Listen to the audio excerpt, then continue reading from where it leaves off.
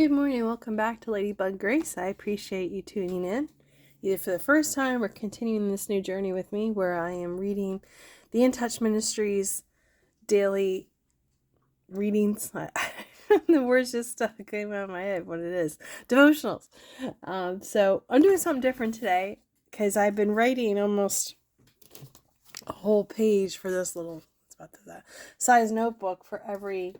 After the video, I sit down and I journal what the message meant to me.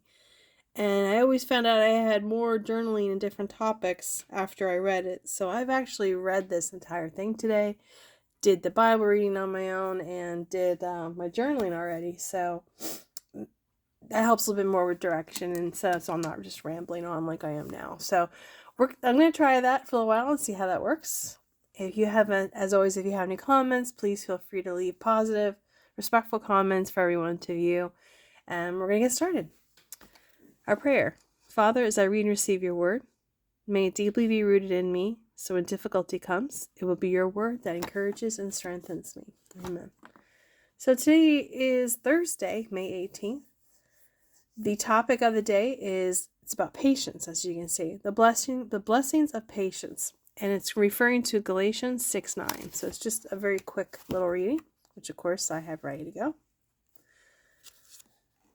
And if you watch Charles Stanley, it says up here, we reap what we sow. He has a thing he says, and I don't remember all of it, but he says we reap what we sow, when we sow, how we sow. And he goes into some other things there. So when I saw that, I thought of him immediately with that. I have what he said written down in a journal somewhere, but that is true. We reap what we sow.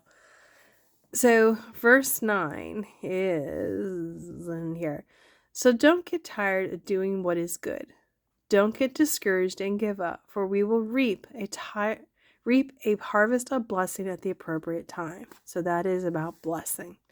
Don't get tired of doing what is good. Even though you feel like you're hitting brick walls and having frustrations, you don't want to get discouraged and give up. For we will reap a harvest of blessing at the appropriate time. He will always bless us. So today's, as I mentioned, the blessing of patience. There. You can do it this way maybe. Here we go.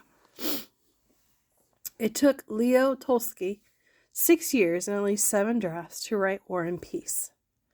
But his novel now stands as one of the greatest literary masterworks of all time. Ludwig van Beethoven waited even longer to bring his finest composition, Symphony No. 9, to the stage. It took a whopping 3 decades. What if these men had simply given up? What if they hadn't pushed through all the frustrations and setbacks? What if they listened to all the people telling them it couldn't be done? They would have been the poorer for it, and so would we. Sometimes God's promises can also feel far away and too difficult to reach. And that's why many people try to look for a shortcut.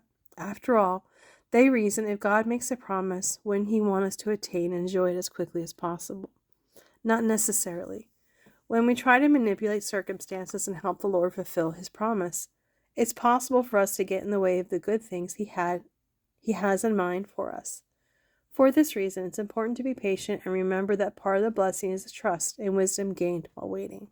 And while reading this, I had things flying in my head about some current work stuff I'm going through that I did not journal about. It mentioned frustrations and stuff, so that's something I'm going to have to reflect on after this video is done. But in my journal, I had written some important things that I felt were important, and that basically, patience is the tricky thing. And think about it. We want it now, or even, we say yes, well, we needed it yesterday. I hear that a lot too with the work that I do. And in general, as a society, it's all about time. You think about fast food, everything's quick, we want it now, we want fast delivery. Amazon's one thing, you can have it either tomorrow, today, if you pay extra. And that's the way it always is. We want it now. We want instant gratification. There's quite a few people I know like that. They can't wait. I'm a big thrifter, for example. And I always, if I want something, I will wait because eventually it'll show up at the thrift store. And there's some people who just, I can't wait for that. I need it now. I can't do that. I'm like, well, and then what do I find not too long ago? What they were looking for at the thrift store at like a fraction of the cost, which is what I like for thrift stores. But that's the way we become. It's all about time. Good things take time.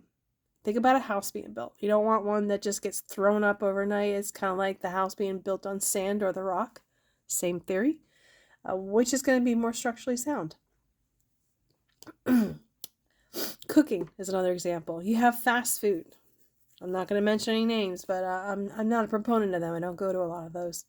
It's very rare I go to fast food, but you get in line and within a few minutes you have food. It's not the greatest food. It just kind of fills a void for a temporary thing, and it actually wreaks havoc on your body in different ways. But good cooking takes time. Think of a pot roast. Beef stew is something that comes to mind. You want it to, cook in its juices and saute and take time. Like when you go to a nice restaurant, it's not ready in 5 minutes. It takes time to do that. You could be sitting there for a good 15 minutes waiting for your meal. And I've actually seen posts in restaurants that I go to that says, we cook your meal from scratch. It will not be ready immediately. Or something to that effect. People need to read that and understand that, I should say. Another thing that takes time is planting a garden. When you go out there and plant your seeds or your little sprigs of vegetables when you buy them at the store, they don't pop up overnight. They're not ready for months and to enjoy what they have, because we all have tasted those things where we feel that they have been rushed and they taste like cardboard. Like it's just looks like it, but it doesn't taste like a tomato, for example. It takes time to have that garden go into that. So God knows what we need and will present it to us when the time is right. In order to fulfill the big picture, we need the small steps to learn how to handle the big picture. So we need the work of planting the garden in order to appreciate the rewards.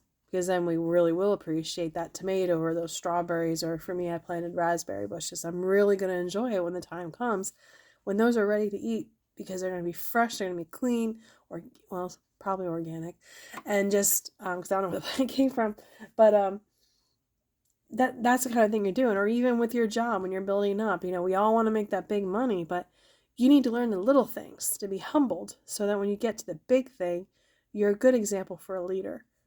And you have that patience and that guide and the decorum and all that stuff that comes with it to be able to do that.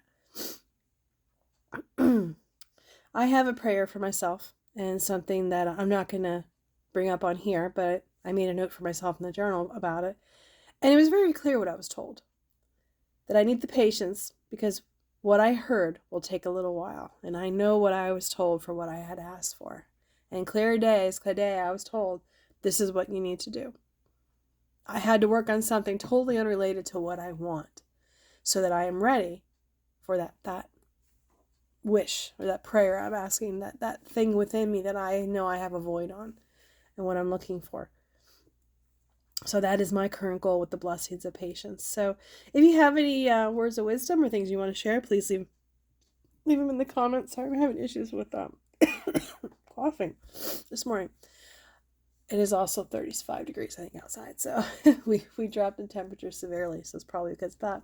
But anyway, leave them in the comments. As always, I'm going to leave the In Touch Ministries link in the bottom in the description, so that you can go and watch that video. And maybe you'll find that one that I talked about, we reap what we sow, how we sow, and when we sow, and things of that nature. I don't think I got it right, but it's very, very good videos that he has out there that are very pertinent to these times. So I hope you have a great day and a blessed day, and I'll be back tomorrow.